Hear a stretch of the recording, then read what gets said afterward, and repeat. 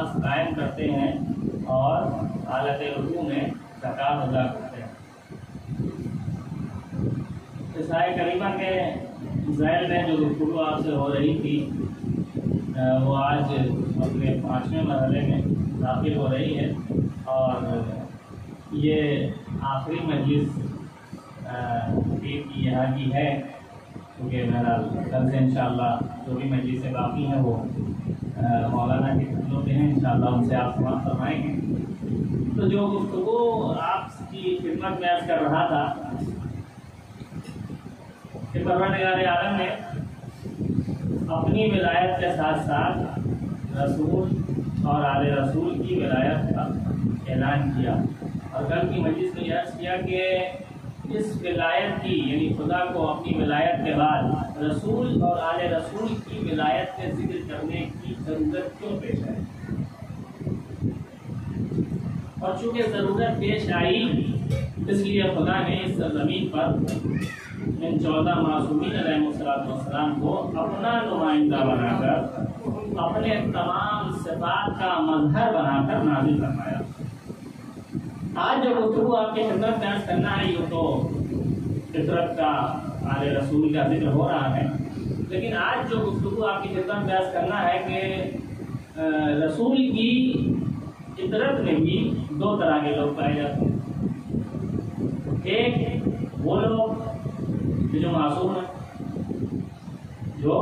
معصوم ہیں، خدائی عہدہ اور منصب رکھتے ہیں، یا نبی ہیں یا امام ہیں، لیکن دوسرے وہ افراد جو بظاہر خدائی منصب نہیں رکھتے، خدائی عہدہ نہیں رکھتے، لیکن وہ نبی کی اطرت میں شامل ہیں، نبی کی آل میں شامل ہیں۔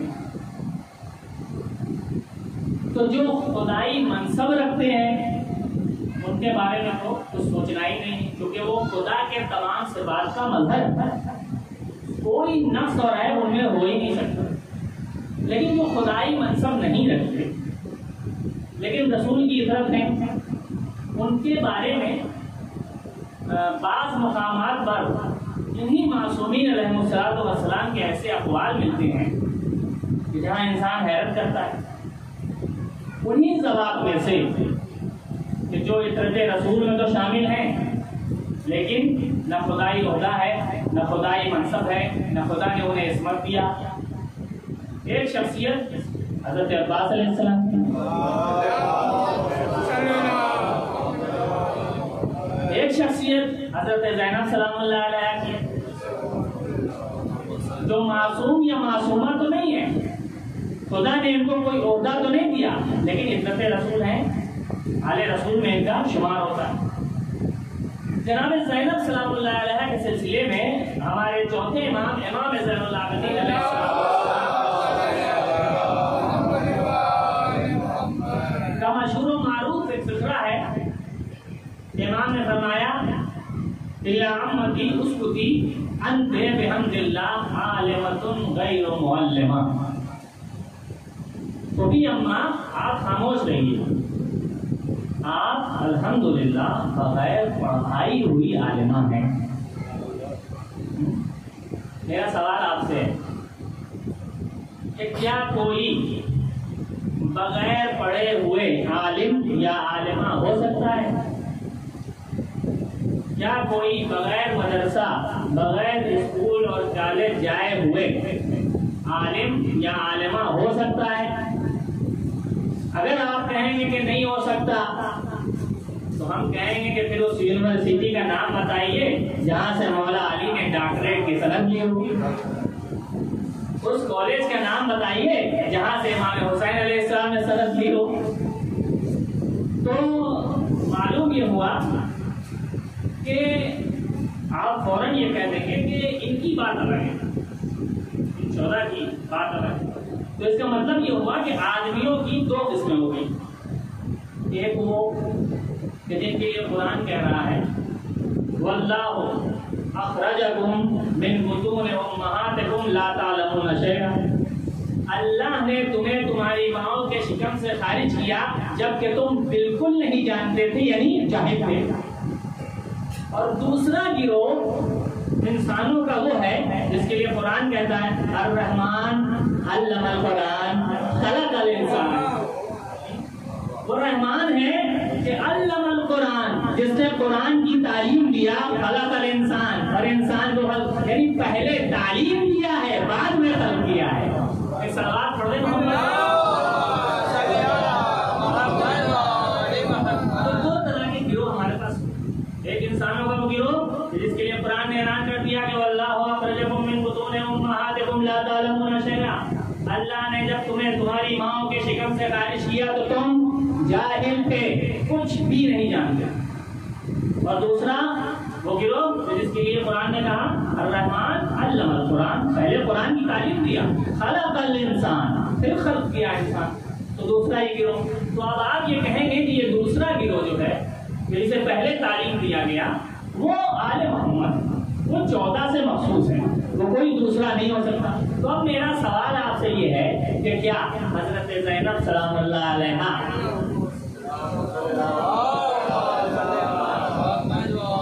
ان 14 میں شامل ہیں؟ ان 14 عصمت، میں نے دوسری مجلس میں یہ عرض کیا تھا کہ عصمت خدائی عہدہ ہے.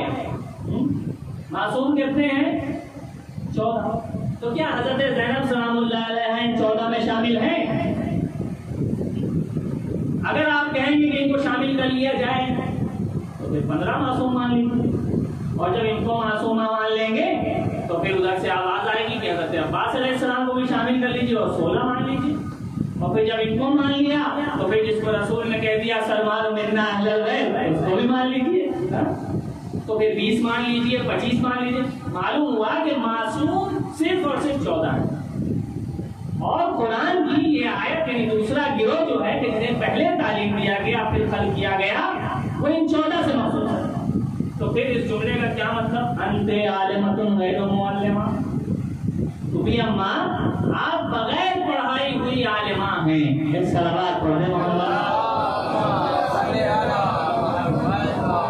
اب پھر میرا سوال، کیا بغیر پڑھائے ہوئے کوئی عالم یا عالمہ بن سکتا ہے؟ 14 کی بات نہیں ہو رہی.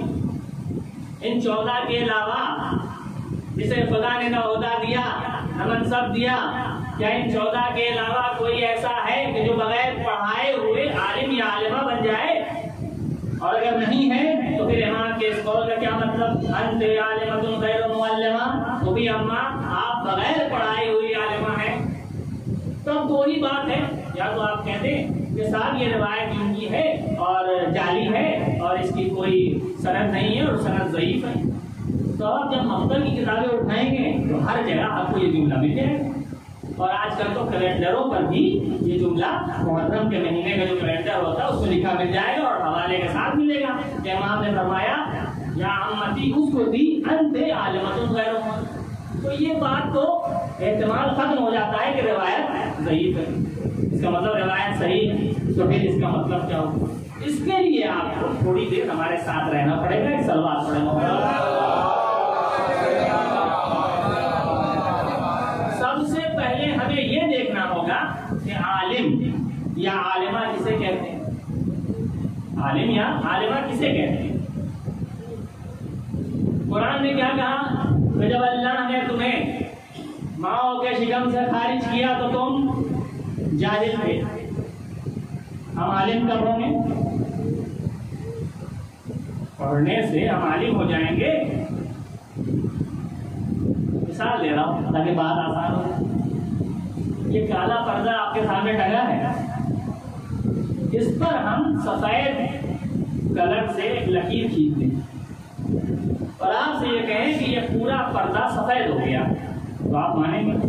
توجہ کیا آپ مانیں گے؟ نہیں مانیں گے. اور ہوا بھی نہیں تو کیوں مانیں گے؟ اچھا ہم نے آدھے پردے پر سفید رنگ کر دیا اور آپ سے کہا کہ یہ کالا پردہ پورا سفید ہو گیا تو آپ مانیں گے؟ نہیں مانیں گے. کیوں؟ کہ جب تک پورے پردے پر سفید رنگ نہ آ جائے یہ پورا پردہ سفید نہیں کہا جا سکتا. واللہ اخرجکم من بطون امہاتکم لا تعلمون شیئا. اللہ نے جب تمہیں تمہاری ماؤں کے شکم سے خارج کیا تو تم کچھ نہیں جانتے تھے. اب ہم نے پڑھنا شروع کیا تو کیا پڑھنے سے ہم عالم ہو گئے؟ نہیں. جتنا پڑھتے جائیں گے اتنی جہالت کم ہوگی، ہم عالم نہیں ہو سکتے.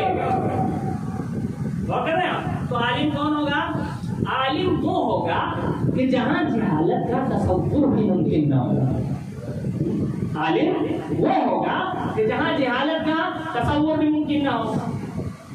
ہمارے 5ویں امام محمد باقر علیہ السلام کبوتر ایک مقام سے ہوا. عالم کسے کہتے ہیں؟ کبوتر ایک مقام سے ہوا، دیکھا ایک مجمع ہے، بھیڑ ہے، خیر ہے. اس کا یہ مجمع کیسا ہے؟ کہاں یہاں دیر میں ایک راہب رہتا ہے اور وہ سال میں ایک دن نکلتا ہے. وہ عالم ہے، سال میں ایک دن نکلتا ہے اور اپنے ماننے والوں کا، پیروکاروں کے سال بھر کی مشکلات اور ان کے سوال کا جواب دیتا ہے. آج وہ دن ہے جب وہ دیر سے نکلے گا یہ مجمع اس کے انتظار میں کھڑا ہے. امام بھی ٹھہر ہے مجمع کے بیچ میں کھڑا. تاریخ کہتی ہے جب وہ راہب دیر سے نکلا اور اس نے مجمع پر ایک نگاہ دوڑائی, نگاہیں جا کے چہرے امامت پہ ٹک گئی. کہا آپ کون؟ امام نے کہا میں آل محمد ہوں. آل محمد کے عالموں میں سے ہیں یا جاہلوں میں سے؟ امام نے کہا میں جاہل نہیں ہوں. آپ یہ بھی تو کہہ سکتے تھے کہ میں عالم ہوں, لیکن امام نے سوچا کہ کہیں یہ نہ سمجھ لے کہ جس طرح سے 2-4 کتاب پڑھنے والوں کو عالم کہہ دیا جاتا ہے کہیں مجھے بھی ویسا عالم نہ سمجھ لے.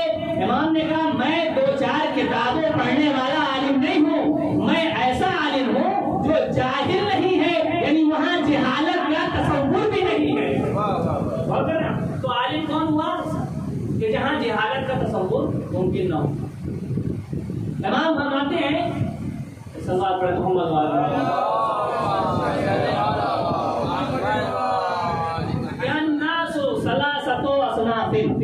لوگوں کی 3 قسمیں, عالم, متعلم و غصہ.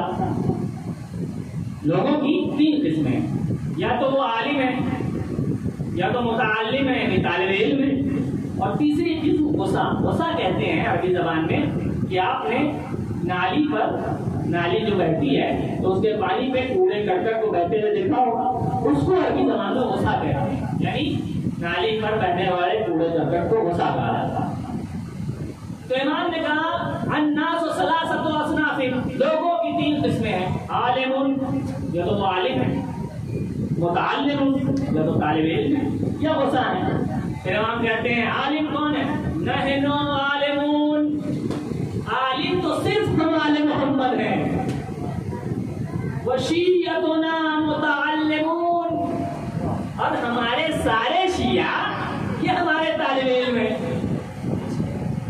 اور جو لوگ ہمارے در سے وابستہ نہیں ہیں وہ گندگی پر بہنے والے خاشاک کوڑا کرکٹ ہیں. تو عالم صرف اور صرف آل محمد. اب آئیے امام نے یہ فرمایا کہ انت عالمۃ غیر معلمہ, تو بھی آپ بغیر پڑھائے ہوئے عالمہ ہیں, تو کیا بغیر پڑھے ہوئے کوئی عالم ہو سکتا ہے یا عالمہ ہو سکتا ہے؟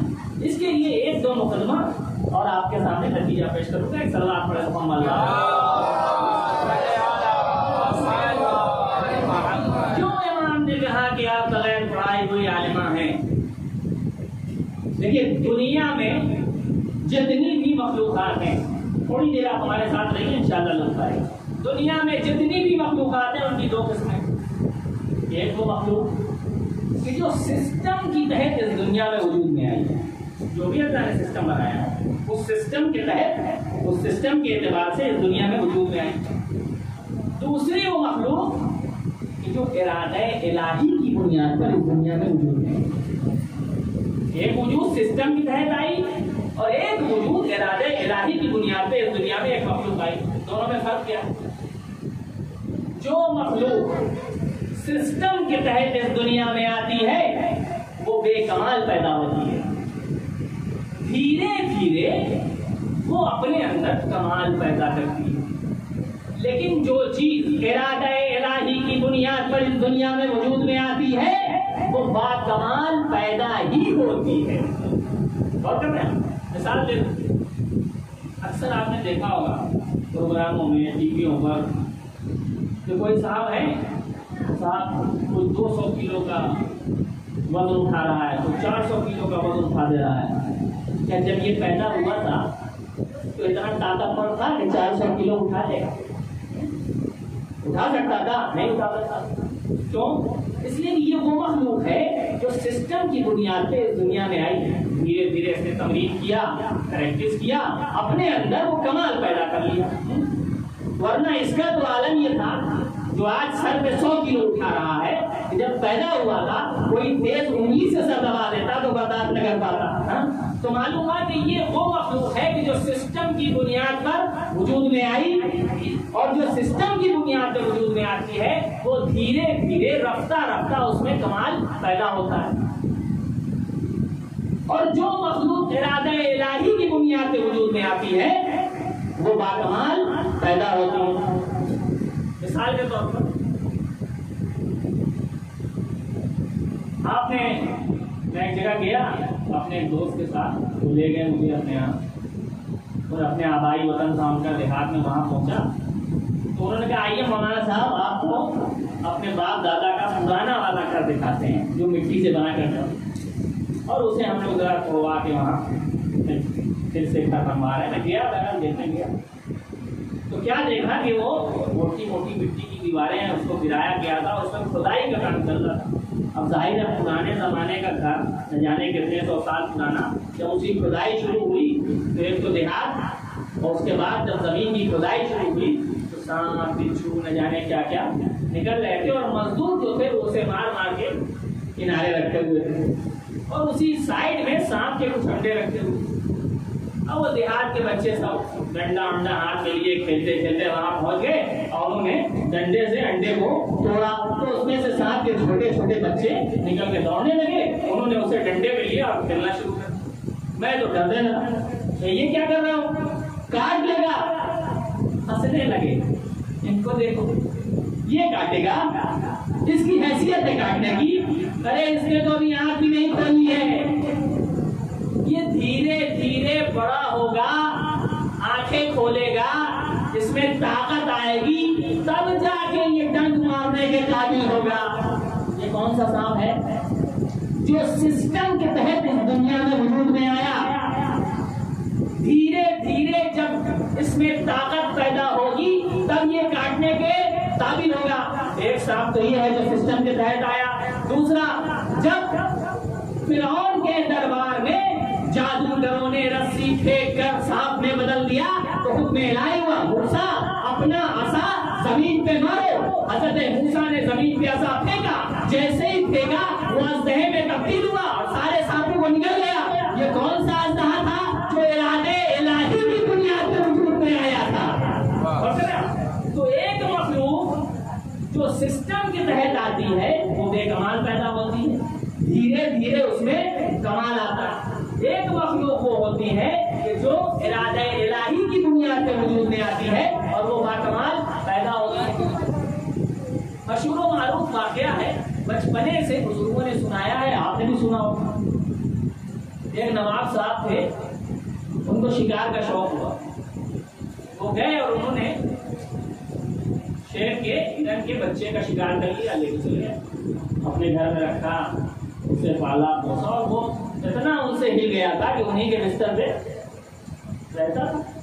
ایک دن نواب صاحب سو گئے اور وہ ان کے تلے کو چاٹ رہا تھا.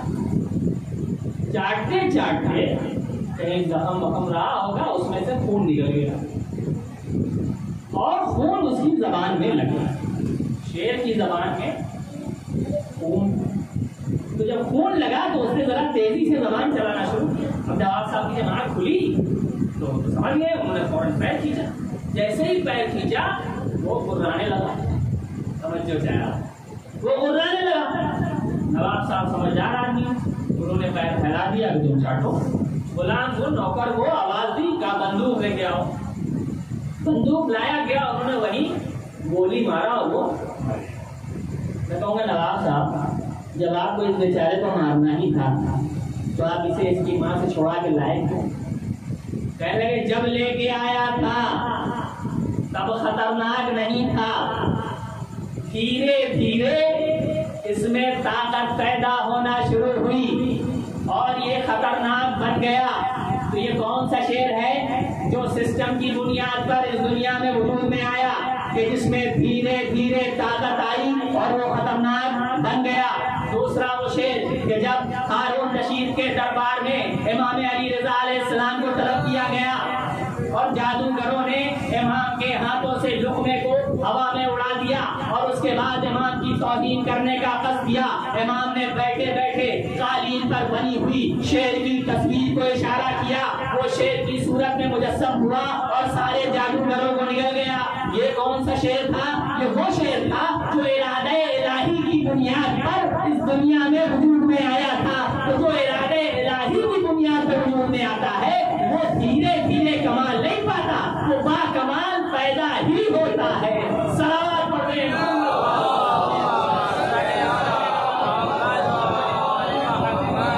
ایک مقدمہ تو یہ ہو گیا کہ جو چیز ارادہ الہی کی بنیاد پر اس دنیا میں وجود میں آتی ہے وہ با کمال پیدا ہوتی ہے، یہ آپ ذہن میں رکھیے۔ اب دوسرا سوال ارادہ الہی کیا ہے؟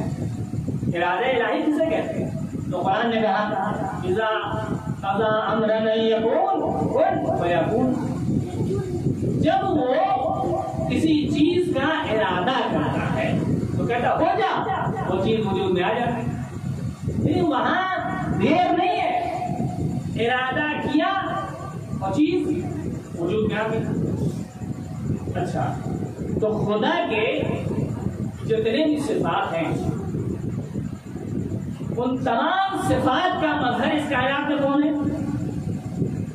یہی 14 ہے نا کہ جن کو خدا نے اپنے تمام کمالات کا مظہر بنا کے بھیجا ہے۔ اب اگر خدا نے ان کو اپنے صفات کا مظہر بنا کے بھیجا ہے تو جو صفات خدا میں ہے وہ صفات ان میں بھی ہوں گی، بس ایک فرق کے ساتھ کہ خدا کو وہ صفتیں کسی نے عطا نہیں کیا ہے مگر ان آل محمد کو وہ صفتیں خدا نے عطا کی ہیں۔ تو اب یہ آل محمد خدا کے تمام صفات کے اس سرزمین پہ نظر ہیں۔ اب خدا کی اگر صفت ہے صادق، وہ سچا ہے تو انہیں صادق ہونا چاہیے۔ خدا کی اگر صفت ہے عالم، وہ ہر چیز سے باخبر ہے تو انہیں عالم ہونا چاہیے۔ انہیں بھی کیونکہ یہ خدا کے صفات کی نظر ہے۔ خدا کی ایک صفت ہے مرید، وہ ارادہ کرتا ہے چیز وجود میں آ جاتی ہے۔ اس کے ارادے کی خاصیت یہ ہے کہ جیسے ہی ارادہ کیا چیز وجود میں آ گئی۔ تو ان کے بھی ارادے کا عالم یہ ہے کہ انہوں نے ارادہ کیا ٹوٹتا ہوا سورج پلٹ گیا، انہوں نے ارادہ کیا چاند دو ٹکڑے میں تبدیل ہو گیا، انہوں نے ارادہ کیا ہاتھوں کا دھون جواہرات میں بدلتا ہوا نظر آیا۔ صلوات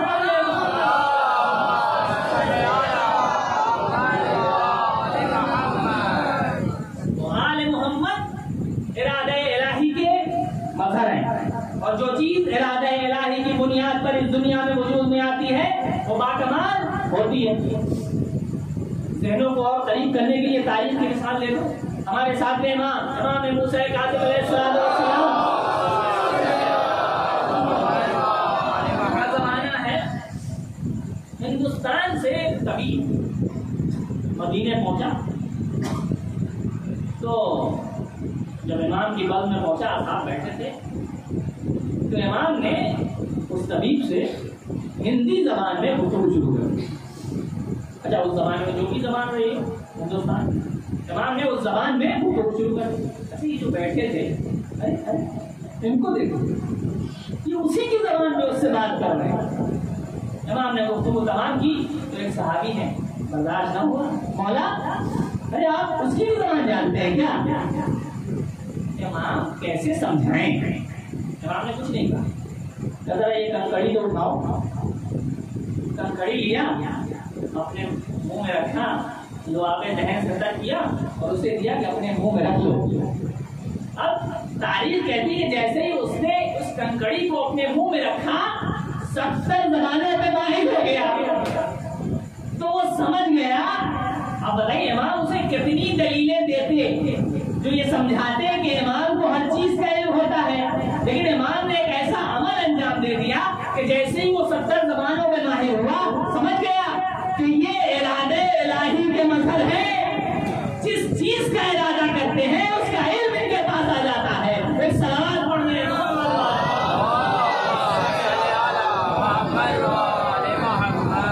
اب آئیے آخری بات اور نتیجہ، قرآن معاذ اللہ کوئی قصے کی کتاب ہے؟ نعوذ باللہ، معاذ اللہ ثم معاذ اللہ، کیا قرآن کوئی کہانی کی کتاب ہے؟ اگر نہیں ہے تو قرآن میں یہ اتنے نبیوں کے قصے کیوں ہیں؟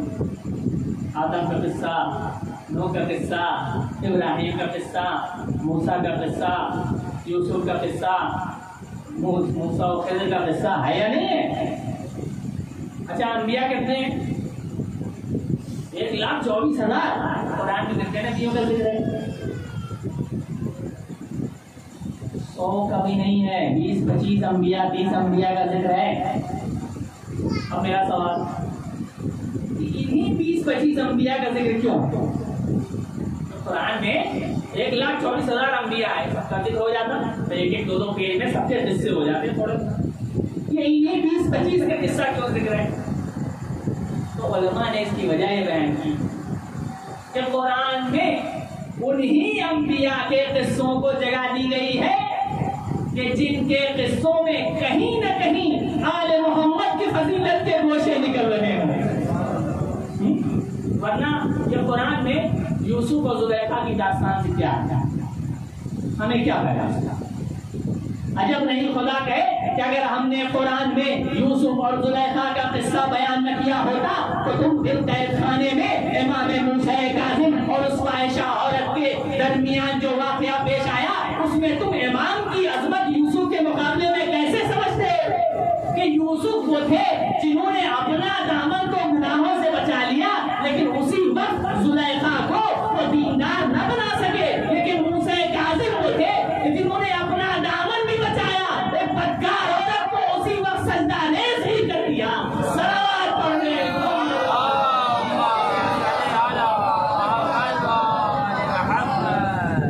ये कुरान में मूसा और खिज़र की दास्तान में क्या क्यों है? कुरान में जनाबे मूसा और जनाबे खिज़र का किस्सा बड़ा दिलचस्प किस्सा है, कभी कभी पढ़ा कीजिए क्यों बयान हुई। कुरान कहता है कि हज़रत मूसा अलैहिस्सलाम को खुदा का हुक्म इल्मा, हमने अपने बंदे खिज़र को इल्म अता किया है, तुम जाओ और उससे इल्म सीखो। किसको कहा जा रहा है? मूसा अलैहिस्सलाम को, जो कौन थे? नबी, उलुल अज़्म पैगंबर, साहिबे किताब पैगंबर, साहिबे शरीयत पैगंबर। उनको क्या हुक्म हो रहा है कि हमारे बंदे खिज़र के पास जाओ, हमने उसे इल्म अता किया है, उससे इल्म सीखो। हज़रत मूसा अलैहिस्सलाम घूमते घामते पहुंचे, देखा दरिया के पास बैठे आए, का वो मुझे अपनी शागिर्दी में कबूल कर लीजिए। हज़रत जनाब खिज़र अलैहिस्सलाम ने पलट के देखा कि आपका एडमिशन नहीं हो सकता। ये भी एक अजीब बात है, ना आपने मुझसे कोई इंटरव्यू लिया, ना मुझसे कोई सवाल पूछा, बस डायरेक्ट आपका एडमिशन नहीं होगा। कब क्यों? अरे ले लीजिए, ले लीजिए। क्या इसलिए आप हमारी शागिर्दी में नहीं आ सकते? क्योंकि आप हमारे साथ सब्र नहीं कर पाएंगे। और उसके बाद कुरान कहता है कि जनाब खिज़र अलैहिस्सलाम ने कहा तो कई फतस्बिरो अला मा लम तुहित पूरा, भला तुम उस चीज पे कैसे सब्र करोगे जिसका तुम्हें इल्म ही नहीं। मतलब क्या हुआ कि सब्र करने के लिए इल्म की जरूरत होगी। हज़रत मूसा अलैहिस्सलाम का भी वो ले लीजिए और वो मैं इंशाल्लाह जैसा आप कहेंगे। आज क्या होता है स्कूल कॉलेज में एडमिशन नहीं हो रहा हो, हर रूल मानने के लिए स्टूडेंट तैयार है, बस एडमिशन मिल जाए। तो बाद में इतना शुरू होता है ये ऐसा है और वो ऐसा है, वो ऐसा है और ये खराब है और वो अच्छा है, बस एडमिशन मिल जाए। हज़रत मूसा ने कहा अरे ले लीजिए, जो आप कहेंगे मैं वैसा ही करूँगा। उन्होंने कहा मेरी एक शर्त है। क्या शर्त है? का शर्त यह है कि आप मेरे किसी भी काम पर इतराज नहीं करेंगे और मुझसे सवाल नहीं पूछेंगे कि आपने ऐसा क्यों किया। कहा हाँ ठीक है, मुझे मंजूर है, मैं कोई सवाल नहीं करूँगा। आइए बिस्मिल्लाह तशरीफ लाइए। अब कुरान कहता है कि दोनों कश्ती पे सवार हो। जब कश्ती पे सवार होके चले, तवज्जो रखिएगा एक नतीजे में जाना। जब कश्ती पे सवार होके चले और जैसे ही बीच दरिया में पहुंचे तो हज़रत खिज़र अलैहिस्सलाम ने कश्ती में सुराख करना शुरू कर दिया। अब जब जनाब मूसा ने देखा अरे कश्ती में सुराख ताकि सब के सब डूब जाए। जनाब खिज़र ने कहा मैंने सवाल करने को मना किया था। अच्छा اس بار معاف کر دیجیے، اب نہیں پوچھیں گے۔ اچھا کبھی پڑھے لکھے باقبیلت باشرف انسان کو آپ جلدی غصہ کرتے نہیں دیتی، تو جیسے ہی انہوں نے کہا کہ وہ معاف کر دیجیے تو جناب اصل مسکرا دیے، بولے کوئی بات نہیں چلیے۔ اب قرآن کیا کہتا ہے؟ فانطلقا حتی اتیا غلاما فقتلہ، یہ دونوں کشتی سے اترے اور چل دیے۔ کچھ دور جانے کے بعد ایک غلام آتا ہے، ایک لڑکا آتا ہوا نظر آیا نوجوان، تو حضرت خضر علیہ السلام نے بغیر کچھ پوچھے اسے قتل کر دیا۔ اچھا نبی آتا کیوں ہے؟ لوگوں کی ہدایت کرنے ہے، اور جب استاد ہی بغیر کسی ظاہری جرم کے کسی کو قتل کر دے تو شاگرد کیسے بتا سکتا؟ قتل کر دیا بلا وجہ، جس نے کسی کو قتل نہیں کیا اس کو آپ نے قتل کر دیا۔ حضرت خضر علیہ السلام نے کہا الم اقل لک انک لن تستطیع معی صبرا، میں نے تم سے نہیں کہا تھا کہ تم میرے ساتھ صبر نہیں کر پاؤ گے؟ بس جیسے ہی کہا ایسا کہا کہ حضرت موسیٰ شرما گئے۔ اچھا اس دفعہ چھوڑ دیجیے، اب کی اگر ہم نے کچھ پوچھا تو آپ مجھے اپنی شاگردی سے الگ کر دیجیے۔ اچھا ٹھیک ہے چلیے۔ اب چلتے چلتے حتی اتیا اذا اہل قریۃ، یہ لوگ ایک قریے میں، ایک گاؤں میں، ایک دیہات میں، ایک آبادی میں پہنچے، تو ان لوگوں نے کھانا مانگا، بھوک لگ گئی تھی۔ آج کا دور تھوڑی لگے ہر جگہ کھانے کا انتظام ہے، جہاں چاہو کھا لو۔ بھوک لگی تھی، انہوں نے ایک آبادی میں پہنچ کے کہا بھائی کچھ کھانے کو دے دو، بھوک لگی۔ فَأَبَوْا أَن يُضَيِّفُوهُمَا، قرآن کا، تو ان آبادی ان گاؤں والوں نے ان دونوں کو کھانا دینے سے منع کر دیا، کھانا تو نہیں دیں۔ اچھا مہمان نوازی بڑی اچھی بات ہے، لیکن اگر کوئی نہیں کرنا چاہے، نہیں کھلانا چاہے تو زبردستی تو نہیں، کھانے کو منع کر دیا ہے لوگ۔ آگے بڑھے تھوڑی دور چلنے کے بعد ان لوگوں نے دیکھا، جناب خضر علیہ السلام نے دیکھا کہ جدارن ان ينتزع، ایک گھر کی ایک دیوار ہے جو گرنے والی ہے، گری نہیں ہے، گرنے والی ہے۔ تو جناب خضر علیہ السلام فوراً اس دیوار کو صحیح کرنے اور سیدھا کرنے میں لگ گئے۔ اب ظاہر حضرت موسیٰ علیہ السلام شاگردی میں ہے تو شرما حضوری میں وہ بھی ان کی مدد کرنے لگے اور دونوں نے مل کے اس دیوار کو سیدھی کھڑی کر دی۔ اب بتائیے انصاف سے ایک آدمی بھوکا ہوگا اور اس سے محنت کا کام کروا لیا جائے، دیوار سیدھی کر کے جیسے ہی چلے، حضرت موسیٰ علیہ السلام کا عجیب آدمی ہے۔ ایک تو ان بستی والوں نے کھانا دینے سے منع کر دیا اور آپ ہیں کہ انہی کی بستی کی دیوار صحیح کرنے لگے۔ اگر صحیح کرنا تھا تو کم سے کم مزدوری مانگ لیا ہوتا کہ کہیں جا کے کچھ خرید کے ہم لوگ کھا لیتے۔ بس جیسے ہی یہ کہا، قرآن کہتا ہے جناب خضر نے کہا ھذا فراق بینی و بینک، بس یہاں سے ہمارے اور آپ کی جدائی۔ اس داستان سے ہمیں کیا نتیجہ ملا؟ جناب موسیٰ اولو العزم پیغمبر، نبی، صاحب شریعت، صاحب کتاب، خدا نے انہیں توریت دے کر بھیجا، اتنا باعظمت نبی، اگر اس کے پاس علم کسی سے کم ہو تو وہ علم والے کے ساتھ 3 قدم سے زیادہ صبر نہیں کر سکتا۔ 3 قدم سے زیادہ صبر نہیں کر سکتا اگر علم نہ ہو۔ ٹھیک ہے، اب آئیے سارے مقدموں کو جمع کیجیے اور مجلس ختم۔ دنیا میں 2 طرح کی مخلوقات ہوتی ہیں، ایک وہ جو سسٹم کے تحت وجود میں آئے اور اس کا کمال دھیرے دھیرے وہ کمال پہ پہنچتی ہے، دوسرے وہ مخلوق کہ جو ارادہ الہی کی بنیاد پہ وجود میں آئے اور وہ باکمال پیدا ہی ہوتی ہے۔ اس سرزمین پر ارادہ الہی کے مظہر آل محمد ہے، نبی ارادہ الہی کے مظہر، علی ارادہ الہی کے مظہر، زہرا ارادہ الہی کا مظہر۔ اسی لیے تو نبی نے کہا تھا لولا علی لما کانت فاطمہ کفر، اگر علی نہ ہوتے تو فاطمہ کا کوئی خوف نہ ہوتا. کیا مطلب؟ یہ گوشت اور ہڈی کی بات ہو رہی ہے؟ جی نہیں، علم کی بات ہو رہی ہے کہ نبی کہہ رہے ہیں کہ اگر علی نہ ہوتے تو فاطمہ کے علم کے برابر کوئی نہ ہوتا. اور کر رہے آپ تو یہ ارادہ الہی کے مظہر ہے. اور ارادہ الہی کی خاصیت یہ ہوتی ہے کہ جیسے ہی چاہا کہ یہ ہو وہ چیز وجود میں آ جاتی ہے. اب آئیے حضرت موسیٰ علیہ السلام جو جناب خضر علیہ السلام کے ساتھ ان کی شاگردی میں 3 قدم سے آگے نہ چل سکے. کیوں؟ اس لیے کہ حضرت خضر کے پاس علم زیادہ تھا. اور اس داستان نے ہمیں یہ نتیجہ دیا کہ جس کے پاس علم کم ہو وہ زیادہ علم والے کے ساتھ 3 قدم سے زیادہ صبر نہیں کر سکتا. مولا کائنات امیر المومنین علی بن ابی طالب علیہ السلام مسجد میں خطبہ ارشاد فرما رہے ہیں. اصحاب بیٹھے ہیں. ایک بوڑھا شخص مسجد میں داخل ہوا.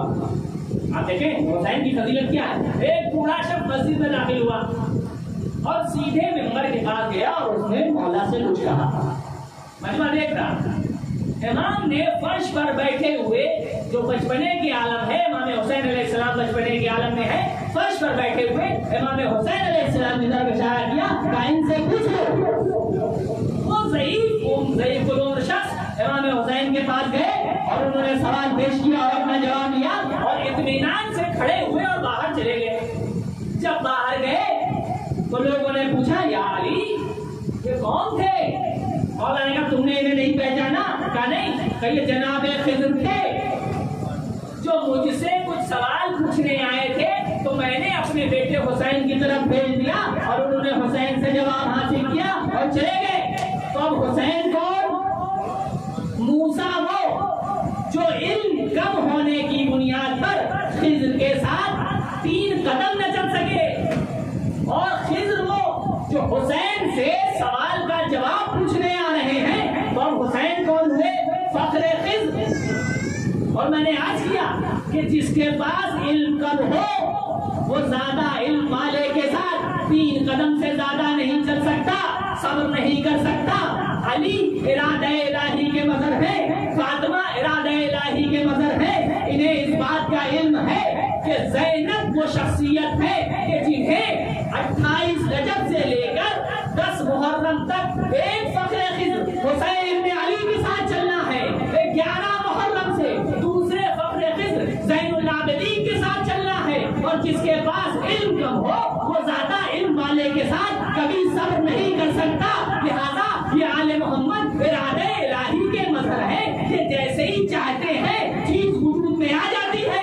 علی نے ارادہ کیا میرا علم سینہ زینب میں جائے، زہرا نے ارادہ کیا میرا علم سینہ زینب میں جائے. علی نے ارادہ کیا علی کا علم سینہ زینب میں، زہرا نے ارادہ کیا زہرا کا علم سینہ زینب میں. اب سمجھے امام سجاد نے کیوں کہا انت عالمۃ الغیب ومعلمہ، اے خودی اللہ آپ ارادہ الہی کی عالمہ ہے. صلوات پڑھ دیں.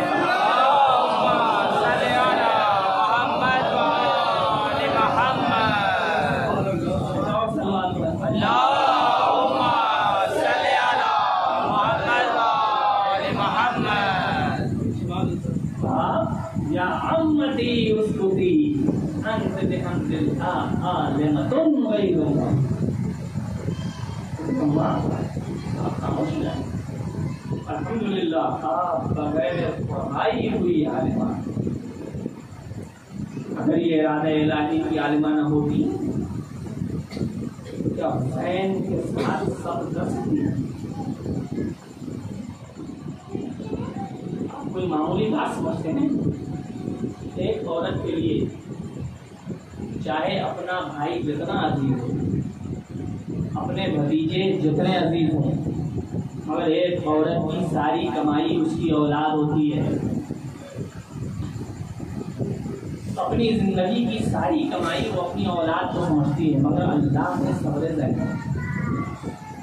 مختل حیران ہے، علماء حیران ہیں کہ کائنات کی کیسی ایمان ہے جس نے 70 گریا کیا ہے سوائے اپنے بیٹوں کے. مطلب لکھتا ہے کہ ایک دن جناب عبداللہ نے حضرت زینب سے پوچھا بی بی میں نے سنا ہے لوگوں سے جب علی اکبر کا لاشا آیا تو آپ کے خیمے سے باہر نکلے اور جب عمر محمد کا لاشا آیا تو آپ خیمے سے باہر نہ آئیں. سنیں گے کیا جواب دیا؟ کہا عبداللہ آپ نے صحیح سنا ہے. جب علی اکبر کا لاشا آیا تو میں اس لیے توڑ کے باہر آ گئی کہ حسین کو جاننا کا عالم طاری تھا, مجھے حسین کو بچانا. لیکن جب عمر محمد کا لاشا آیا نا تو میں باہر نہ آئی. کیوں؟ میں ماں ہوں نا, میرے کل میری ممتا کا جگر ہے. کہیں ایسا نہ ہو کہ میری آنکھوں میں آنسو آ جائے اور میرا بھائی شرمندہ ہو جائے کہ میں نے اپنی بہن کی کمائی اٹھا. عجیب مان, عجیب مان. امام حسین شب عاشور جائزہ لے رہے ہیں, خیموں کا جائزہ لے رہے ہیں. امام نے کہیں دیکھا کہ کوئی بیوہ ہے جو اپنے بچے کو اپنے زانو پہ بٹھائے ہے.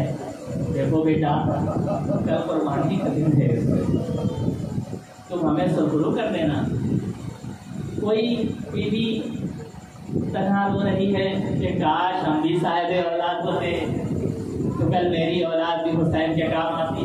عباس نے سنا کا گھبراؤ نہیں, کل میں تمہاری طرف سے اپنی جان حسین کو قربان کر دوں گا. حسین آگے بڑھے, دیکھا ایک ماں ہے جو اپنے دونوں زانوں پہ فرزندوں کو بٹھائے ہے.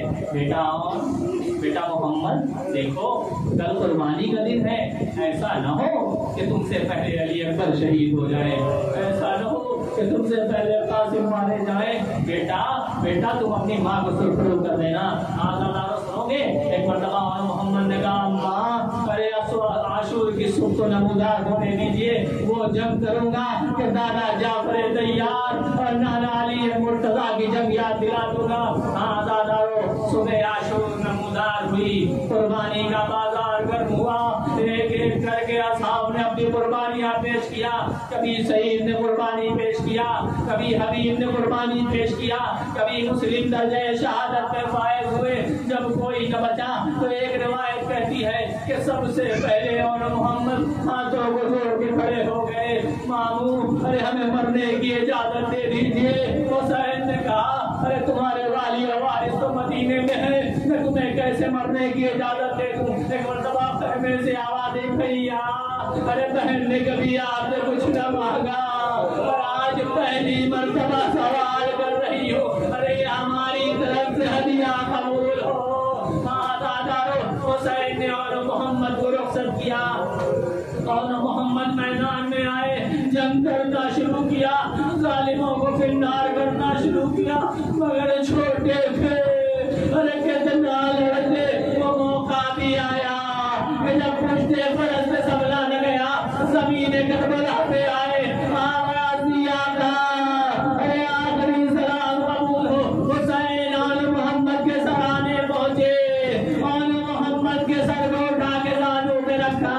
ارے اور محمد کی روح جس میں انسولی سے پرواز کر گئی. حسین اور محمد کے لاشے کو لے کے ارے خیمے میں آئے, بیویوں نے الگا بنایا, ماتم کرنا شروع کیا.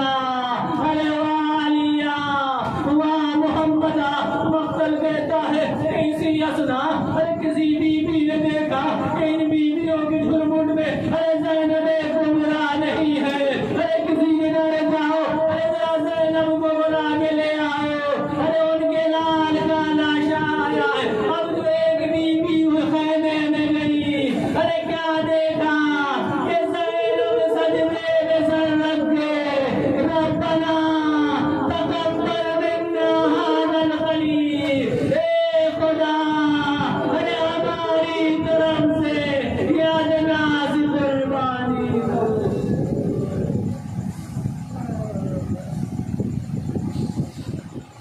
انا للہ وانا الیہ راجعون.